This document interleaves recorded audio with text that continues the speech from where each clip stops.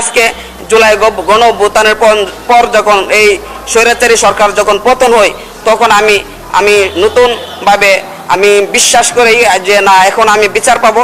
তারপর আমাদের ব্যারিস্টার আশরাফ রহমান ভাইয়ের কাছে আমি আসি। তারপর আজকে আমি ন্যায় বিচার পেয়েছি। আমার যে আস্থা ছিল, বিশ্বাস ছিল, সেটা আমি ন্যায় বিচার পেয়েছি। আমি মহামান্য আদালত আমাকে এই আমাদের মাননীয় আইন উপদেষ্টা আসিফ নজরুল সাহেব উনি আমাকে বলেছিলেন আজ থেকে 10 বছর আগে যে এই স্বৈরাচারী সরকার পতন হবে এবং এই শাহানুর হত্যার বিচার হবে। আজকে আমি মহামান্য অন্তর্বর্তীকালীন সরকার প্রধান মহোদয়ের কাছে আমার আবেদন যেন খুব দ্রুত সময়ে যেন যারা অপরাধী সবাইকে যেন ফাঁসির কাস্টে ঝোলানো হয়, এটাই আমার দাবি থাকবে। সবাইকে অ্যারেস্ট করে আইনের আওতায় জানানো হয়।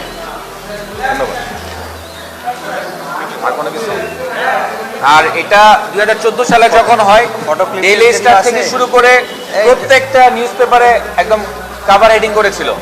ফটো ক্লিপ যেগুলো আছে এগুলো হোয়াটসঅ্যাপে দিয়ে দিস ভাই, ভিডিও একটা তাহলে ছবি তুলে ভালো করে একটা ছবি তুলো। এভাবে ধরে সুন্দর করে ছবি তুলো, দিচ্ছি সুন্দর করে ছবি তুলো। আজ পর্যন্ত ভাই আমি জানি না আমার ভাইয়ের অপরাধটা কি কারণে আমার ভাইকে হত্যা করেছে। আর আজ পর্যন্ত আমি সুনির্দিষ্ট কোনো অভিযোগ আমি পাইনি।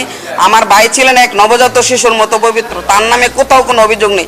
সে রাজনীতিও করতেন না, তাকে বাড়ি থেকে ধরে এনে মেরে ফেলছে। এটার অপরাধ কি এটা আমরা আজ পর্যন্ত জানি না।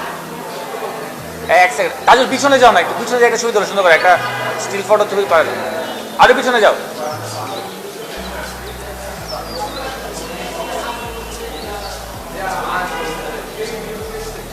থ্যাংক ইউ সবাইকে, ধন্যবাদ। আপনাদের কি কিছু লাগবে, তথ্য লাগবে কোনো কিছু? আমার নাম ব্যারিস্টার, আমি একটা কার্ড দিয়েছি।